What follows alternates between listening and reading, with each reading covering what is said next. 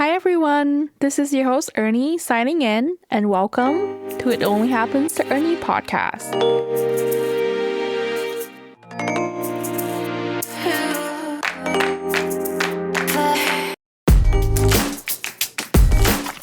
Hey guys, welcome back to another episode. So I just want to start with a little life update. I know my release schedule has been kind of all over the place lately. And I just want to say thank you. Thank you for being patient with me while I figure out what day actually works best for me to consistently show up every week, because that is the goal. When I first started this podcast, I thought Tuesday would be a good day, but I quickly realized Tuesday kind of puts me in a rush between recording, editing, and just trying to promote the episode.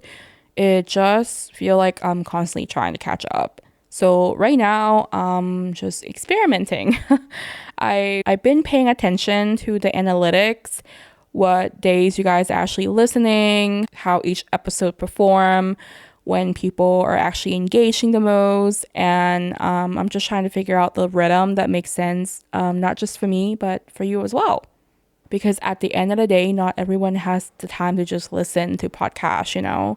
So if you're here, if you're listening, if you ever sent me a message or feedback, I just want you to know I truly appreciate you.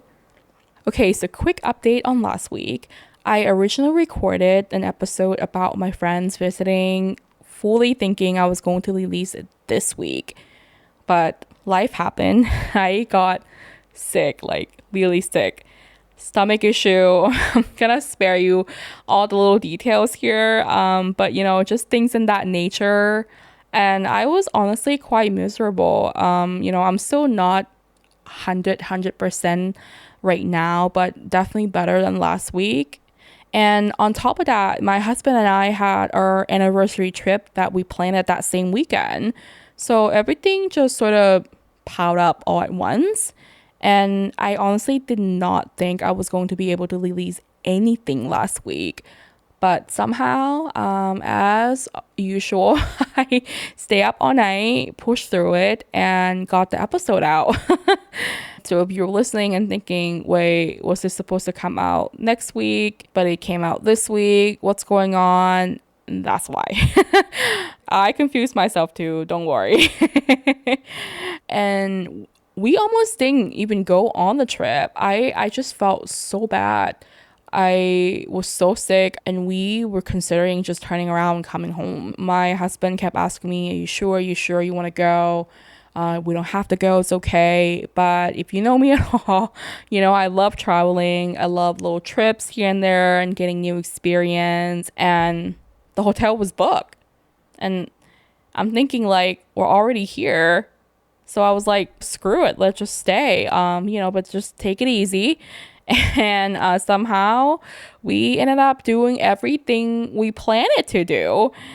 We even went biking, which I honestly did not think I had it in me, but that was super fun. I'm really glad we stayed.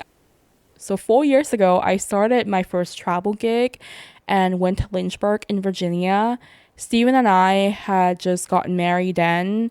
He had just left the state after a honeymoon and was not able to come see me at my first contract.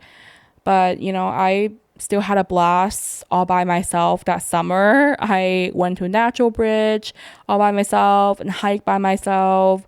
But I made a promise that I would come back with Steven one day. And this past weekend, we finally fulfilled it. It was awesome. Even though I didn't even feel good enough to get to that waterfall at the end of the trail, we went to see Natural Bridge as we promised each other we would. It was like a full circle moment for us. It was like a big milestone for ourselves and our marriage. So Steven, if you're listening to this, which I know you are, happy anniversary, honey. I love you. I'm so proud of how far we come, and I'm so proud of you. Thank you for all you do for our family, and I'm really glad we went and finally crossed this trip off together. Now, I've been thinking a lot about how I want to continue this story because last week I know I was so cruel and I left you guys on a bit of a cliffhanger about my mom. And I'll be honest, I've been struggling with how I want to tell this specific part. Not because I don't want to be honest, but because this story isn't just mine. There's my perspective, my mom's perspective, my brother's, and even my dad's. And I never want to sit here and put anyone in that spot where there's negative notation around them, you know? But at the same time, this is my story. And I can only tell it from how I lived it and what I've learned from it. So, to get back to last week's episode where I left off, we were a year into moving to America. I was finally starting to adjust to school, to language, to the culture, and, making friends, everything. Then one day, my mom set us down and she told us she was leaving. She said she got a job offer back in Thailand and she was going. Now, I want to pause here for a second and explain this part a little deeper because looking back on it now as a 29-year-old woman, I feel from my mother in a way that I could not back then. Because 17 years ago, especially in a town like this, when there's barely any immigrants, there weren't a lot of people who looked like us, who sounded like us, or had the kind of background my mom had. I remember watching her try so hard to find a job and just got nowhere. She had all this experience, was highly educated. She worked so hard her entire life. And I remember just watching her put herself out there with her resume, with her full Thai name on it. And it felt like that alone was enough for people to already made up their mind about her before even meeting her or interviewing her.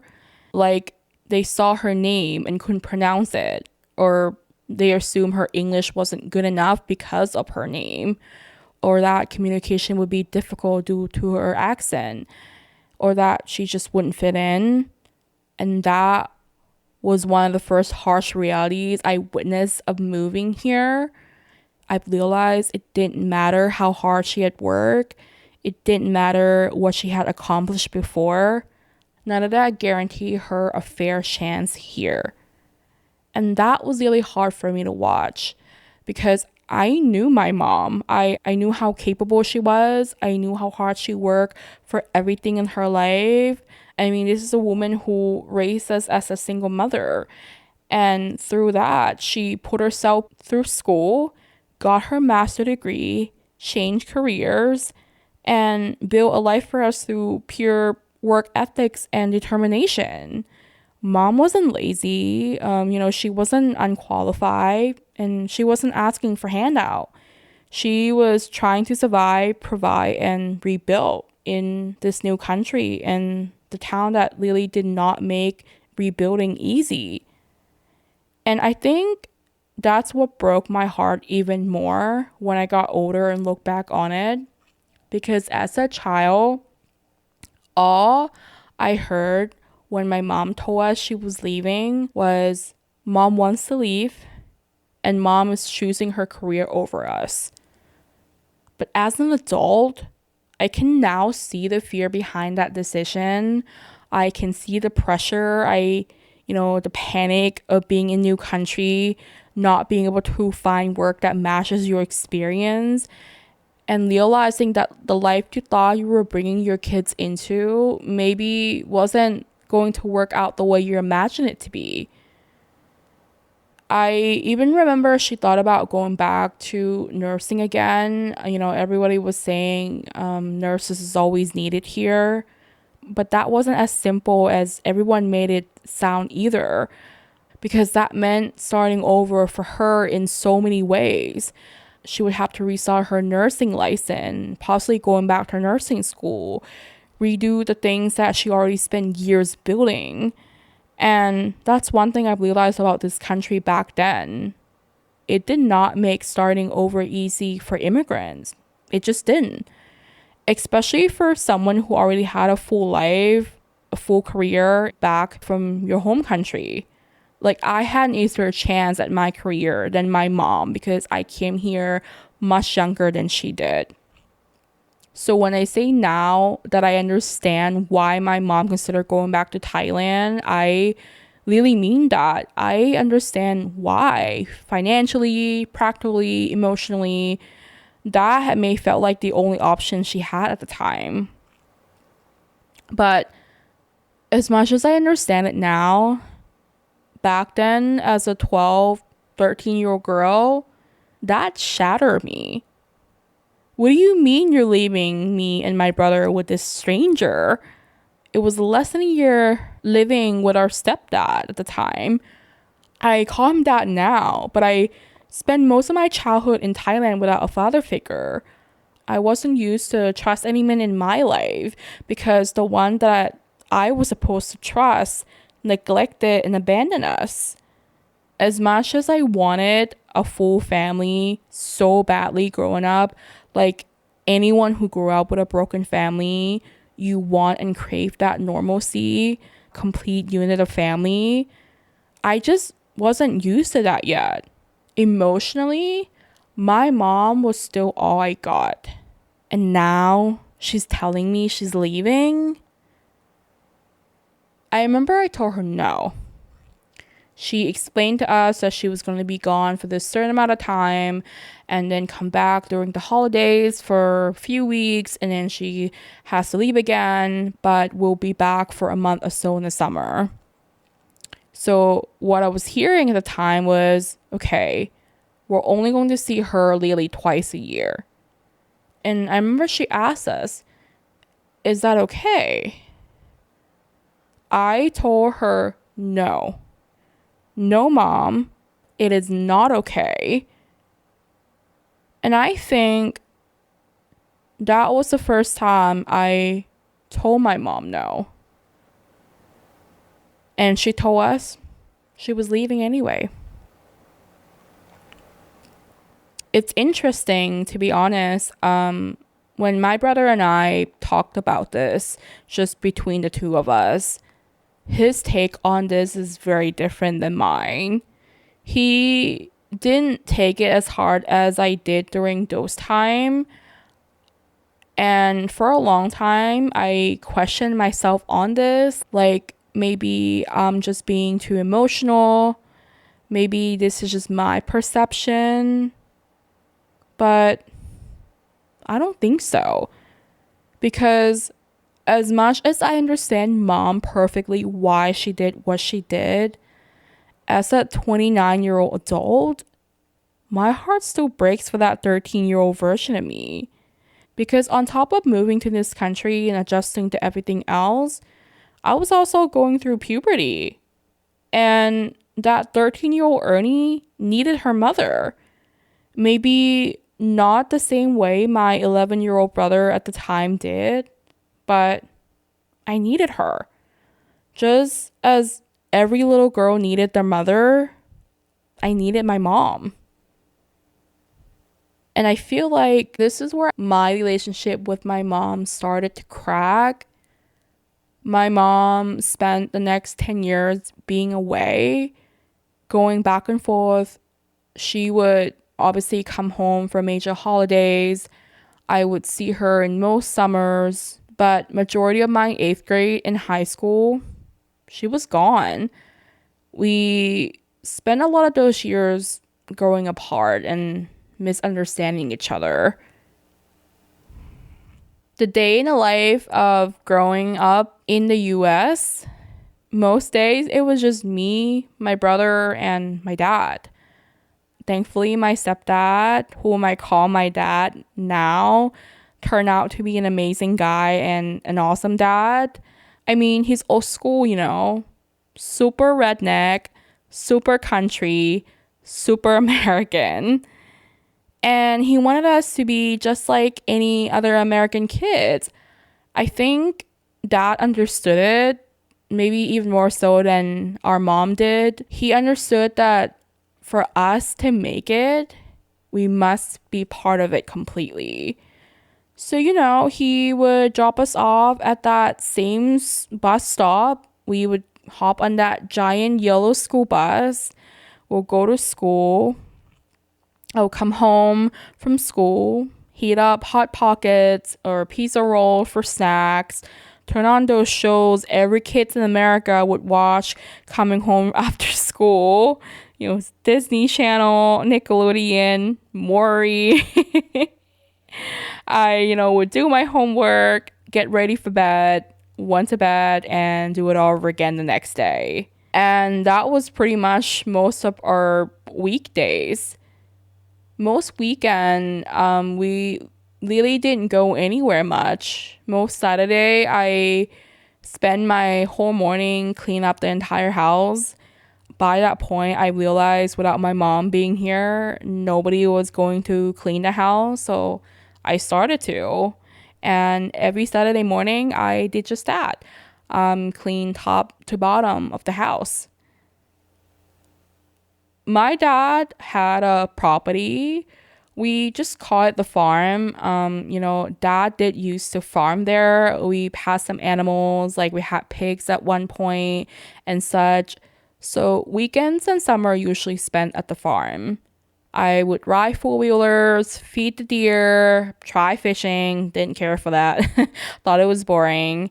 And it was boring back then. But looking back now, it was just a typical days in the country. It was peaceful. There just wasn't much to do in this side of America. The summer days were slow, but it was always peaceful, which isn't something I was used to growing up in Thailand. So at the time, it seems really boring. I was getting used to this routine. My English was getting much better. I was still trying to figure out like my friend group at the time. But God, like girl in middle school were just so mean. I was very much still the outsider. I remember like I would hang out with Amy, if anybody remember from last episode, here and there. I would hang out with her, but she got her own friends group as well. And I was just still adjusting. I was learning to be an American just as my dad wanted us to. Then comes the holiday times. Mom's back home. Suddenly, everything we were doing was wrong. I remember dad. God love him. He is such a great guy with a big heart, but a terrible, terrible potty mouth. He cussed like a sailor and he didn't hold back with us. So, I started cussing too here and there. It's hard, like you pick up bad habits from your environment, and that's just what happened to me. My mom, though, she was and has always been a very proper person. I mean, she's not stuck up or anything like that, but she was raised to be proper and expect us to be proper, which is funny because she married a guy who is nothing but. Dad doesn't care to impress anyone. He's a very much you can take it or leave it kind of guy. So mom would come home after being gone for months and just be upset at us, me and my brother. We were changing, evolving, turning into American. We were doing what we were supposed to do. Well, she didn't like that. She thought we were becoming too American. At this point, I remember starting to become angry with her. Like, could you imagine someone being gone and out of your life pretty much months on end, and you're just living your life and learning to live without this person, and all of a sudden they come back and criticize everything you're doing when it was perfectly fine just before they got here? It was confusing and frustrating. My brother and I still talk about this sometimes. We struggle on this a lot with our mom to this day because ultimately we're not just Thai. We're Thai American.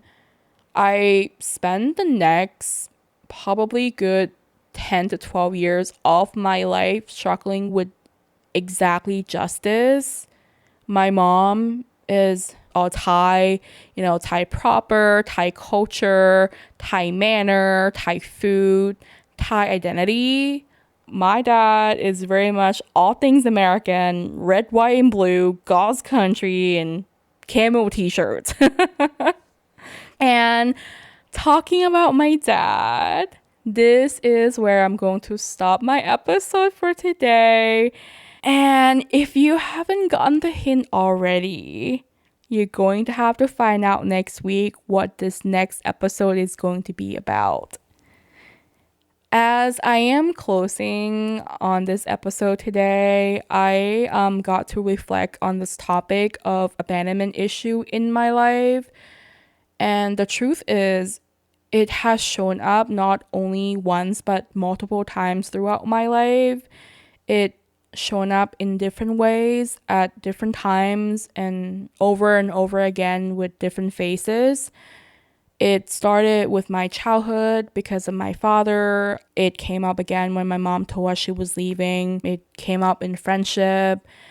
And as I thought I got over it, this deep cup came up to surface again recently as I grieved my dad's passing in the past year. And I've just been sitting with that a lot, trying to understand what it means to feel abandoned, even when people in your life had reasons, or even when it wasn't as simple as them just choosing to leave. Because I think that's the hardest part. It's learning how to hold both things at once, understanding why somebody did what they did, and still acknowledge the impact it had on you. And I don't know, maybe some of you listening can relate to that. Maybe you had moments where someone you needed wasn't there in the way you needed them to be. And maybe you spent years trying to make sense of it, trying to tell yourself it's okay, trying to move forward. But that feeling still lingers. And if that's you, I just want you to know you're not alone in that. I am still figuring it out too. If you're still listening this far, thank you for being here. Thank you for supporting my podcast and showing up for me. And if nobody has said it to you yet today, thank you for being you. I'll see you on the next episode. And that's a wrap on this episode of It Only Happens to Ernie podcast. This is your host, Ernie, signing out.